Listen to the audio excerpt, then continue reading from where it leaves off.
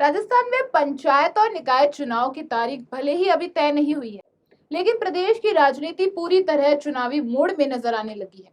सवाल यह है कि जब चुनाव की तारीख तक साफ नहीं है, तो फिर बीजेपी और कांग्रेस दोनों ने अपनी तैयारियां इतनी तेजी से क्यों कर दी है?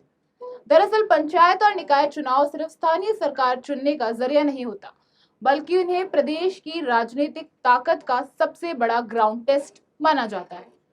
हाईकोर्ट की समय सीमा, ओबीसी आरक्षण पर आयोग की रिपोर्ट और कानूनी प्रक्रियाओं के चलते चुनाव फिलहाल अटकते दिखाई दे रहे हैं। लेकिन राजनीतिक दलों को अच्छी तरह पता है कि चुनाव चाहे आज हो या 6 महीने बाद, जीत की नींव अभी से रखनी होगी। यही वजह है कि दोनों प्रमुख दल अपने अपने तरीके से मैदान में उतर चुके हैं।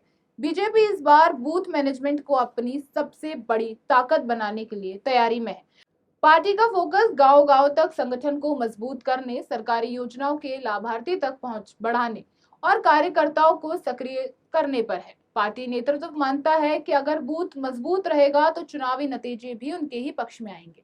इसी रणनीति के तहत प्रदेश भर में हजारों बूथों पर कार्यकर्ताओं को सक्रिय करने का अभियान चलाया जा रहा है। वहीं कांग्रेस ने भी नई रणनीति तैयार कर ली है।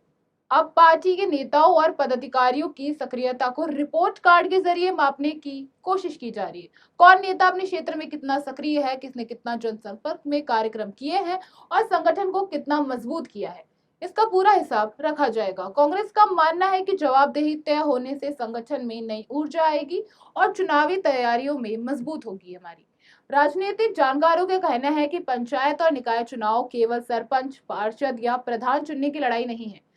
इन्हें 2028 के विधानसभा चुनाव के सेमीफाइनल के तौर पर भी देखा जा रहा है। इसलिए दोनों दल अभी से अपनी ताकत और कमजोरियों पर परखने में जुटे हुए हैं। अब सबसे बड़ा सवाल यही है कि चुनाव की तारीखें चाहे जब भी घोषित हो, क्या बीजेपी बूथ मॉडल बाजी मारेगा या कांग्रेस का रिपोर्ट कार्ड फॉर्मूला काम आएगा?